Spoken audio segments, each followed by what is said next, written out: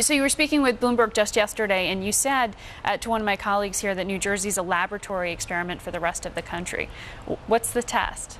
Well, the laboratory experiment is what's failed over the last decade, which is 115 tax and fee increases in 8 years, huge increase in government spending, government in every aspect of people's lives, and you see that we have, one of the worst economies in the region, higher unemployment, et cetera, that more than Pennsylvania, New York, Delaware, we're the worst. And it's because of the wet blanket we've put on our economy.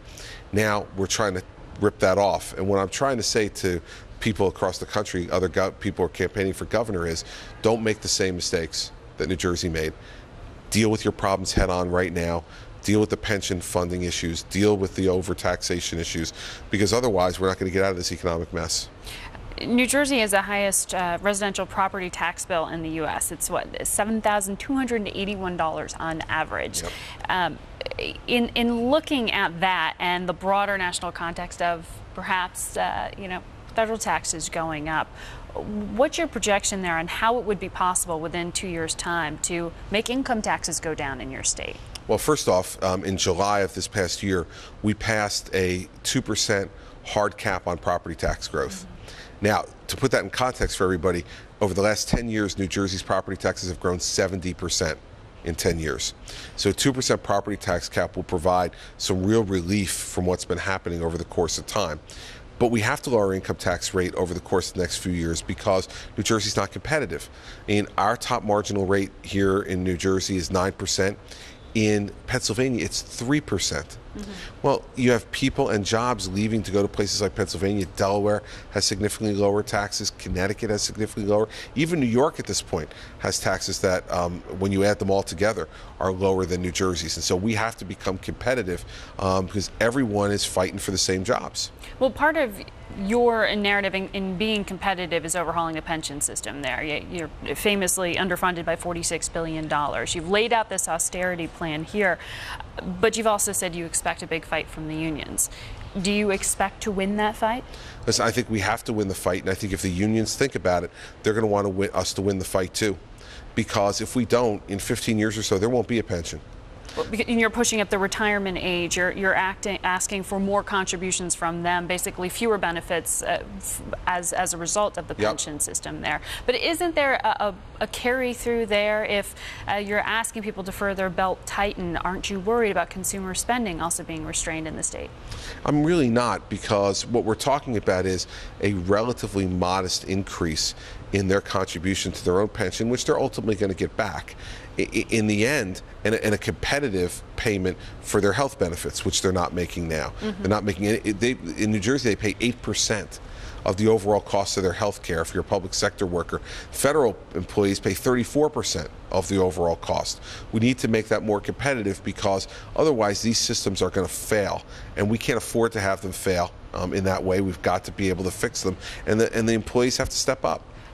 You addressed pensions sort of right out of the gate when you became governor, and you withheld a $3 billion payment. Is that a negotiating point now? I mean, if the unions were to give some ground here, would you go ahead and make that payment? Listen, we have to have reform. What I've said before is I'm not going to continue to put big money in a broken system. Mm-hmm. Now, if we can fix the system, I think the state can then start to gradually begin to make their payments again in order to try to shore up the system. But don't be fooled by that issue. If the state made every one of its actuarially required payments over the next 15 years, but made no other changes to the program, we'd go from $46 billion underfunded to $85 billion underfunded. We have a benefit problem, and we've got to deal with that too. Does that mean you would consider withholding payments again if you do believe the structure is broken? I don't think we're going to get there. I think that what's going to happen is the legislature is going to work with me to fix this problem. We're scheduled to make a $512 million payment to the pension fund next year. I have every intention of making that payment because I believe over the course of the next 90 days or so, we're going to get real pension and benefit reform. Why not change the structure overall? Why not move it into a 401k structure? We've done that a little bit for new employees, but the reforms we're talking about now are for existing employees 25 years or less. And I think at this point, to move them completely from what they've had as a defined benefit plan to a defined contribution plan for people who've already put that much time in, it just wouldn't be fair.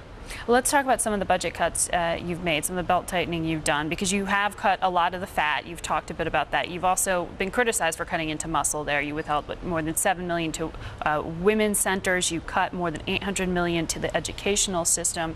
With that comes great social cost. I mean, what's your expectation on that front? Well, listen, it's just that we can't print money. We're not like the federal government.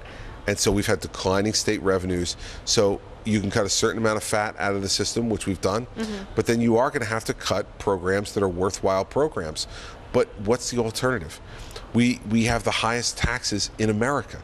I can't raise more taxes. It'll continue to stifle private sector job growth in New Jersey. So some worthwhile programs are going to have to be cut until we have economic recovery. But when you talk to those in the private sector and when you talk to many in the political world, they say fundamentally there's a dislocation out there right now when it comes to American competitiveness, that the workforce we have may not be meeting the needs of the workforce that the economy is going to be based off of. So cutting into the educational system, doesn't that ultimately cut into the competitiveness of your state? Really doesn't. We spend... By cutting teachers and by withholding funding, you don't think it impacts the competitiveness of the educational system? No, because I think what happens is you're going to have to force other choices. It doesn't have to be cutting teachers, but do teachers have to be getting 4% and 5% salary increases every year and free health benefits from the day they're hired until the day they die? That can help to bring down the structure, and the reductions in costs that can be made can be ones that are being contributed by the employees. When you have teachers making that kind of money and increases every year and getting free health benefits, that's affecting the cost of education as much as anything else. So we have to have a shared sacrifice in it. These are tough times. We have to share in the sacrifice if we don't want our fundamental systems to be compromised. Let me ask you about infrastructure. It's an area of great focus right now on the federal level and on the state level. The Trans-Hudson Express right here, linking New York City and New Jersey. You've frozen spending on it. It was supposed to be, what, $9 billion rail tunnel. Is there a chance that it's not going to be built? I know you're reviewing the finances now. Now, listen, I can't prejudge it, but here's what I've been told. It was supposed to be $8.7 billion. Only $3 billion of that is coming from federal funds. The rest are coming from state funds of various kinds. We've been told now that this project may be anywhere from $2 billion to $5 billion over budget. I don't have the money to pay $2 billion to $5 billion over budget. And so we need to examine what is the real cost of this tunnel going to be and how are we going to pay for it. We can't any longer in New Jersey just go ahead and start spending and then say we'll figure it out later on. Well, it's already the largest transit investment made by the FTA. You're getting federal funding for it. If you saw the federal government shoulder more of that, say, as part of this $50 billion proposed infrastructure spending program that the president would like to roll out, would that change your outlook? Sure. Sure, it's just that I don't have the money, and I can't, again... Are you asking for that? We've spoken to the Secretary of Transportation about our concern that New Jersey will be left holding the bag on significant cost overruns and that we can't afford it. And so if the federal government wants to step up and help, it's not that I don't like the project. I like the project, and I think it's good for our region. But I can only spend what I have. I can't spend what I don't have, and I can't raise taxes on the people of the state. They simply are being drowned right now in taxes, as you mentioned before, in some of the questions about our tax structure as it exists already. How many jobs are frozen as a result of that project being on hold? The project is still being done as we speak. What I said was I wanted to take a 30-day timeout on any new expenditures. We were about to authorize at the Port Authority of New York and New Jersey a $500 million contract. Before we went ahead with that, I wanted to make sure that I got an accurate cost estimate from our own people at New Jersey Transit and from the Federal Transit Authority. Okay. Well, the Transportation Trust Fund, though, itself, the ability to fund this is running out of money. Yes. We just have enough to fund the debt service on that. So how are you going to replenish the fund? Well, we're going to come out with a plan in mid-October on how to do that. This is another one of the messes that I was left with. The Corzine administration bankrupted the Transportation Trust Fund as well. So we'll come out with a plan in mid-October to deal with our overall infrastructure plans that are separate and apart from the tunnel you talked about. I want to ask you about a poll that was just released this morning from Monmouth University in your state. And it shows you've got about a 45% approval rating from residents. The president's approval rating in your state, President Obama's, declined, but he stands at about 48%. So we're also seeing a split among Garden State voters about their views as to who should be in control of Capitol Hill as a result of this poll. So is there something that, as a Republican governor, that you would like to see to rejuvenate your party in your home state? Oh, listen, I think our party's stronger in our home state now than we have been in decades. We haven't elected. Why isn't that reflected, though, in terms of sentiment as to what the elections in the House are going to be like? Well, listen, that poll is an outlier. We've seen the Quinnipiac poll and the Rasmussen poll show my approval ratings in the high 50s. And so I don't know about the methodology of that poll. I haven't really had a chance to look at it. But well, this is after the issue with the education funds that had been requested, and then because of clerical errors, supposedly were not received. Right, but so were the other polls were after that as well. So this still is an at outlier. 50%. Yeah, In the high 50s. You so believe that? Okay. So our state has a Republican Party now that's resurgent, and I think you're seeing a resurgent Republican Party around the country if we stick to our principles, which should be lower spending, smaller government, less regulation, and lower taxes. That's what our principles should be, and that's what we should be moving and driving towards in order to revitalize our economy. If we stick to those principles as a party, I think we're going to be very successful both politically and governmentally. If we don't, we're going to fail on both sides. When you say our party, are you including the Tea Party, that new movement, within your summary there? Well, listen, I think that the same ideology. Well, listen, there are always differences among everybody within the Republican Party and the Democratic Party. I would dare to say that Dennis Kucinich on one side of the Democratic Party, versus other folks in the Democratic Party who would consider themselves more conservative. It's a pretty broad tent in both parties. But what I would say is the essence of what the Tea Party is talking about, which is less government intrusion, less spending, less taxes, has its origins in Republican Party philosophy espoused by Ronald Reagan. And so our party is a big party that has room for lots of people, and I'm certainly happy to take the energy that the Tea Party brings to our elections this fall and the energy that they'll bring to governing. You say Dennis Kucinich as an example of the far left, right. I'm guessing, in that reference. Yep. So is Sarah Palin the Dennis Kucinich of the Republican Party? Would she have similar prospects if she were to run for president in 2012? No, I wouldn't put Sarah Palin in that category. You don't expect her to run? No, I wouldn't put her in the category of being in the extreme right of our party, analogous to Kucinich. I'd say maybe someone like Ron Paul might be, analogous to Kucinich. But Kucinich is the one end of the Democratic Party, and someone like Evan Bayh is on the other end. They're both Democrats, but if you sat Dennis Kucinich and Evan Bayh in the same room, I don't know how much they would agree on. In the same way, if you sat some folks on opposite ends of our party, they might have a lot of disagreement on certain issues. So, it doesn't make sense to pick on these little things. Let's look at what the overarching things are that we agree on and try to move our party forward in that way. President Obama yesterday, when asked, in terms of forecasting in the November elections, was asked what he would ask of the Tea Party should they actually, win some candidates and move them into the House. And he said specifics on how to cut entitlement spending. That the suggestion being there really wasn't an agenda to go along with the ideology. What's the agenda? And do you think that, given you've put a lot of focus on entitlement spending and cutting back here, can you be on the same page with a Tea Party candidate? Well, I don't see any reason why not. I mean, we're showing in New Jersey that you can put forward programs that people may have thought at one time were politically unpopular, but people are understanding that we live in difficult economic times. We have to make these choices. And I think the difference now is when you're campaigning, you talk in directional terms. When you're governing, you have to make decisions. And so I think the president, to some extent, is right. That if these folks get into office, members of our party, we're going to have to put up or shut up on these issues. And the president has every right to challenge us to put up or shut up.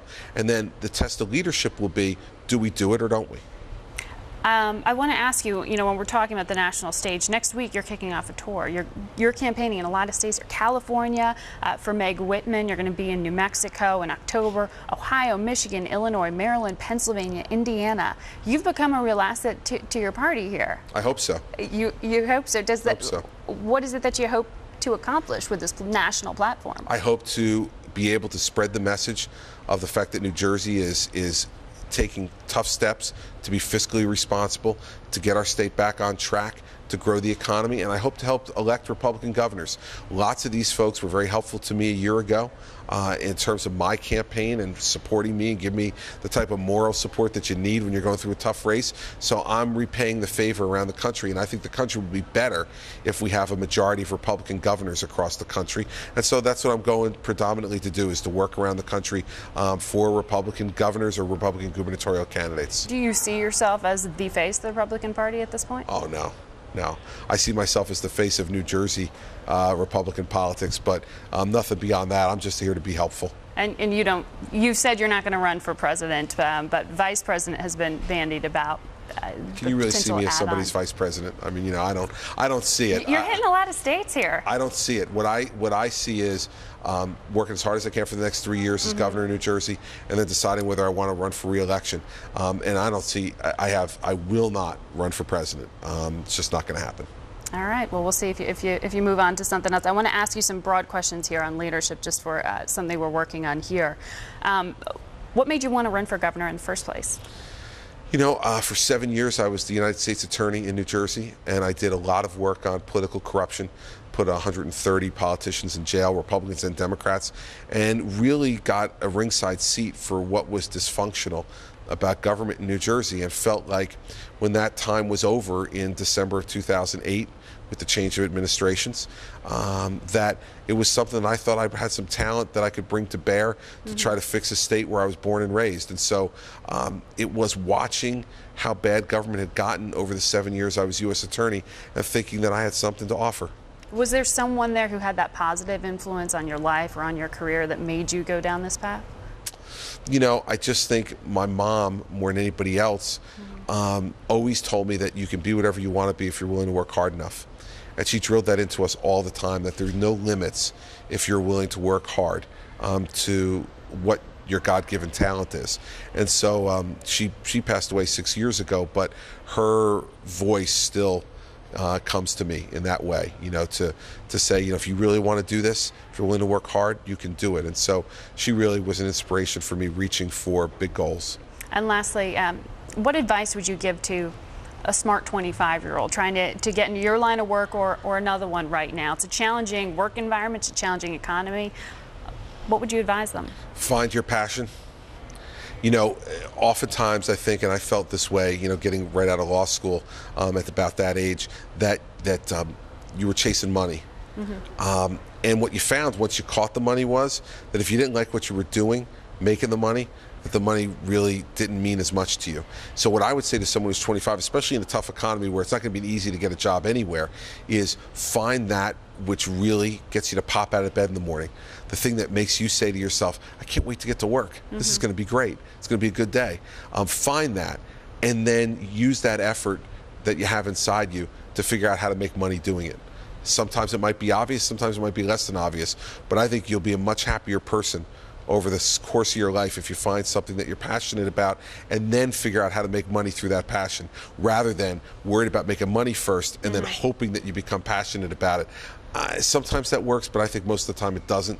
And so I'd say to a 25-year-old now who feels challenged by the economy, as I'm sure they do, find that which you love and go and pursue it vigorously, and you'll figure out a way to make money at it. America's still that kind of place where it can make it happen.